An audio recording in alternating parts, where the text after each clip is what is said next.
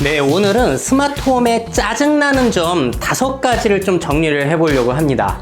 내년 열리는 CES 2019의 5가지 키워드 중 하나가 또 스마트홈이라고 그래요. 그래서 스마트홈이 또 다시 한번 관심을 받을 것 같은데요. 제가 2년 동안 이 스마트홈을 구축하면서 직접 살아봤잖아요. 자, 돈을 내면서 돈을 들여가지고 이렇게 편리하고자 했는데 짜증나는 상황들이 꽤 많이 생깁니다. 그래서 그런 것들을 정리해 드리려고 해요. 그래서 이거를 짜증나니까 하지 말아야지, 그게 아니라 이제 기업이나 창업자들 입장에서는 그 짜증나는 부분을 개선하는 건 역시 창업 아이템이자 혁신이 될 수 있기 때문에 또 기회로 받아들이고서 보신다면 또 좋은 아이디어였지 않을까 싶습니다. 자, 먼저 첫 번째 짜증나는 점은 뭐가 있냐면요, 바로 처음부터 문제예요. 설치 자체가 복잡하다는 겁니다. 일단 모든 사물 인터넷들을 사시게 되면은 전원을 꽂고 연결하잖아요. 거기서 끝나는 게 아니라 이제 스마트폰으로 어플을 다운받고 회원 가입하고 와이파이 설정하고 기기 연결 설정하고 위치 설정하고 기능 설정하고 하다 보면은 너무 복잡해요. 그러다 보니까 고령자나 기계에 그렇게 자신이 없는 분들은 설치 과정 자체에서 좌절을 할 수밖에 없는 거죠. 그래서 혁신이라는 것이 뭐 제품 자체의 혁신도 있겠지만 이런 설치 과정, 연결 과정 자체를 아주 간단하게 혁신시키는 것부터 시작이 돼야 될 것 같아요. 그러니까 지금 한 7단계가 걸린다고 한다면은 앞으로 뭐 인공지능, 컴퓨터 비전 기술 뭐 이런 것들을 이용해 가지고 한 2-3단계로 간단하게 끝낼 수 있어야지만 많은 사람들이 좀 더 편리하게 설치를 하고 쓸 수 있을 것 같습니다. 자, 그리고 두 번째 짜증나는 점은 뭐냐면요. 자, 설치가 복잡하다고 말씀드렸잖아요. 한 번 설치하고 끝나는 게 아닙니다. 재설치해야 되는 상황이 자꾸 생겨요. 뭐 예를 들어서 여기 있는 저희 집에 블라인드 엔진이라고 하는 이 블라인드 잡아당겨주는 이 제품이 있잖아요.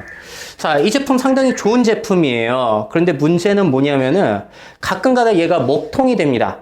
아니면은 커튼 길이를 잘못 인식하는 경우가 있어서 그럴 때는 어플 들어가가지고 연결을 해제한 다음에 다시 연결하고 커튼 길이, 블라인드 길이를 다시 설정해야 돼요. 그럼 그게 또 한 10분이 걸린단 말이에요. 근데 제가 얘를 가지고 재설정을 했던 게 아마 한두 달에 한 번씩은 꼭 그런 과정을 거쳤던 것 같아요. 또 한 가지 제품이 있어요.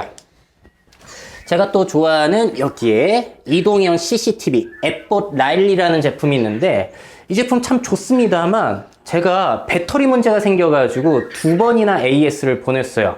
물론 무료로 다 케어를 해주셔가지고 좋기는 한데 한번 갔다 오면 다시 한번 설정을 해야 되는 거예요. 근데 저 제품은 또 이제 버튼 누르고 어떻게 하는 것부터 해가지고 설명서를 읽어야지만 또 세팅을 할 수 있거든요. 그 과정을 제가 저 앱본 라일리도 한 3번 정도 한 것 같습니다. 자, 이런 상황들이 계속 생겨난다는 거예요. 그러니까 제일 끔찍한 상황은 또 뭐가 있냐면은 제가 만약에 이사를 간다거나 아니면 더욱 심각하게는 집에 있는 와이파이 공유기를 변경해야 되는 상황이 되면은 그 와이파이에 모든 것들이 지금 연결이 되어 있거든요. 다 설정 다시 해야 되는 거예요. 엄청 끔찍한 일이죠.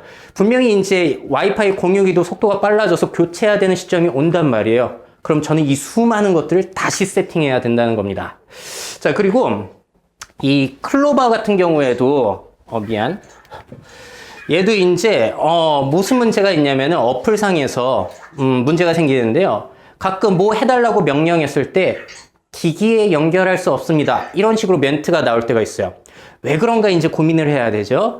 그런 다음에 어플로 들어가 보면은 이제 연결된 기기가 로그아웃이 돼 있어요. 그래서 다시 로그인을 해야 됩니다. 그러니까 설치 한 번에 해서 끝나는 게 아니라 그 귀찮은 과정을 계속해서 반복해서 해야 된다는 점. 이걸 어떻게든 해결하지 않는다면은 스마트홈 이거 불편해서 못 써요. 네, 세 번째로 짜증나는 상황은 뭐냐면요. 특히나 음성 명령을 할 때인데 잘못 알아들을 때 정말 짜증납니다. 예를 들어서 저는 저희 집에서 이 나노리프라는 제품이라든지 아니면 필립스 휴 조명 이런 아이들의 색깔 모드 변경하는 걸 좋아하거든요. 그래서 명령을 하게 되면 못 알아들 때가 그렇게 있어요. 자, 예를 들어서 나노리프를 한번 다른 모드로 변경을 시도해 볼게요. 오케이 구글 Start Color Burst. Sorry, I don't understand. 뭐 이런 식이에요. 컬러 버스트 시작하라고 얘기를 해야 되는데 제가 발음이 안 좋아서 그럴 수는 있겠습니다만 이렇게 먹통이 될 때가 많다는 점 정말 짜증나죠. 그럼 어플 들어가 가지고 이제 선택을 해야 되는 거예요. 필립스 휴 조명도 마찬가지예요. 얘들을 이제 제가 원하는 모드로 바꿀 수가 있잖아요. 예를 들어서 워킹 모드라고 해가지고 제가 조금 조명을 낮춰서 일할 때가 있어요. 한번 시도를 해볼게요. 오케이 구글, Start Working Mode.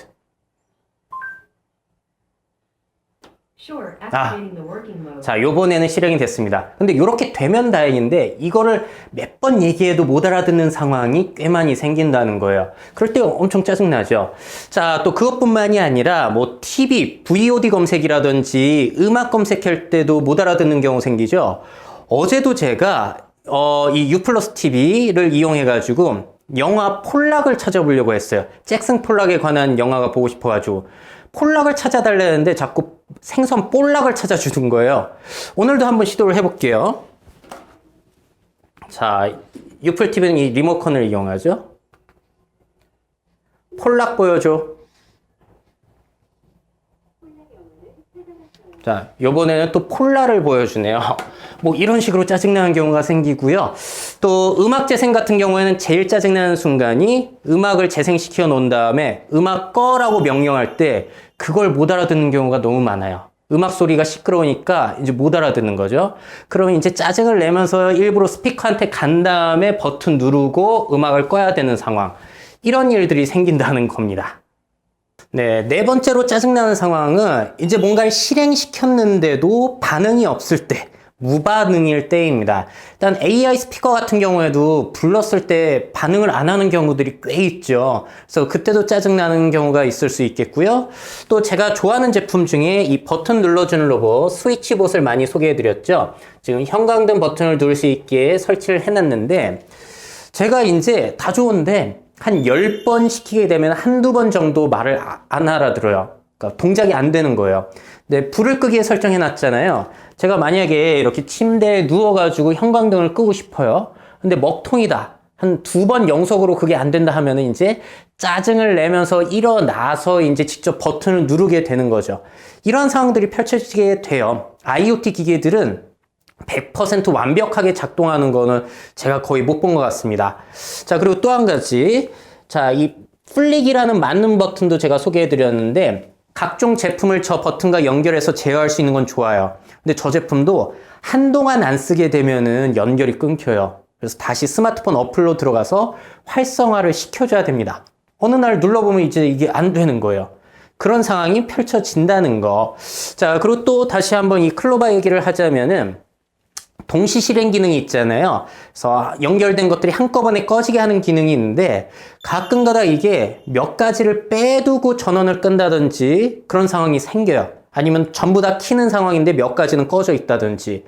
자, 그래서 이렇게 불편한 점들이 생겨날 수 있다라는 부분이 있고 또 음성 명령에 대해서 좀 더 말씀을 드리자면은 시끄러울 때 반응을 안 하죠. 그래서 TV 소리가 계속 크게 나고 있다거나 음악 소리가 크게 난다거나 친구들이나 아니면 가족들과 이야기를 하고 있다거나 그러면 불러도 반응을 안 해요. 그리고 음성 명령을 제대로 하지도 않고 뭐 그럴 경우들이 생기기 때문에 이럴 때도 상당히 좀 짜증이 나죠. 네, 마지막 5번째 상황은 이 전의 상황과 정반대예요. 무반응이라서 짜증날 때가 있는 반면에 부르지도 않았는데 반응해서 짜증날 때들이 있죠. 특히나 이 AI 스피커들이 TV 소리라든지 친구들과의 대화, 가족 간의 대화, 전화 통화 소리에 반응을 해가지고 자꾸 뭔가 대답을 할 때가 있습니다. 그럴 때 굉장히 짜증나는데 제가 한 번은 정말로 열이 극도로 받았을 때가 있었어요. 그게 뭐냐면 전에 이 누구 미니 스피커를 처음 샀을 때인데요. 이걸 머리맡에 두고 자는데 자는 와중에 아무도 안 불렀는데 얘가 반응을 한 거예요. 그래서 자는 와중에 이 소리 때문에 깼습니다. 집어 던질 뻔했어요. 요즘은 이런 일이 없기는 한 것 같은데 혹시라도 또 생기게 되면 정말로 저는 용서하지 못할 것 같습니다. 이런 문제들을 반드시 해결을 해야 되는 거고요. 또 최근에 제가 저희 집에 이런 반려 로봇, AI 로봇을 하나 구매했어요. 굉장히 귀엽죠? 자, 그런데 문제는 저게 마치 살아있는 척 한다고 자꾸 저렇게 소리를 냅니다. 부르지도 않았는데 튀어나와가지고 저렇게 돌아다닌다든지 하다 보니까 생명이 실제로 있으면 귀엽게 봐줄 수도 있는데 저게 그냥 시뮬레이션이라고 생각하니까 그렇게 귀엽지는 않더라고요. 이렇게 부르지도 않았을 때 반응하는 거, 이것도 상당히 짜증나는 부분이에요. 자, 그래서 이 스마트홈이라는 것이 우리 생활의 불편함을 최신 기술을 이용해서 스마트하게 해결해주는 그런 제품들인데, 이렇게 돈을 들여서 설치를 했는데 편리한 순간도 있지만 짜증나는 순간들이 너무 많다는 거. 자, 그래서 이러한 부분들을 해결하고 혁신을 일으키는 거, 그것이 바로 기업과 창업자들이 앞으로 할 수 있는 기회일 것 같고요.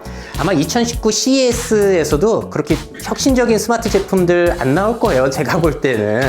자, 그래서 이런 기초적인 부분부터, 불편한 부분부터 해결하시는 게 저는 우선적인 과제가 아닐까라고 생각을 합니다. 자, 그래서 저는 이런 것들을 계속 써보면서 불편한 사항들을 계속 연구를 해가고 또 어디에 쓸모 있는지를 연구를 해갈 텐데요. 제가 전에도 말씀드렸죠, 스마트 플러그 편에서. 그래서 많이 스마트홈을 지금 구축하실 필요는 없는 것 같고 딱 3개 정도면 적당할 것 같아요. 스마트 플러그, AI 스피커 하나, 그리고 홈 CCTV 정도, 이 정도만 일단 써보시고 괜찮다 싶으면 하나씩 늘려가시는 게 좋을 것 같습니다. 자, 무턱대고 이것저것 막 연결해 두게 되면 정말 그때부터 카오스의 세계로 빠지시는 거예요. 제가 전에도 말씀드렸죠, 스마트 제품은 제품이 스마트해서가 아니라 사람이 그걸 쓰려면 더 똑똑해져야 하기 때문에 스마트 제품이다. 해결해야 될 부분 많습니다. 자, 그럼 궁금하신 점 있으시면 댓글 남겨주시고요. 저는 다음 시간에도 유익한 정보를 가지고 찾아뵙도록 할게요. Make your futures. 미래 채널 마이F.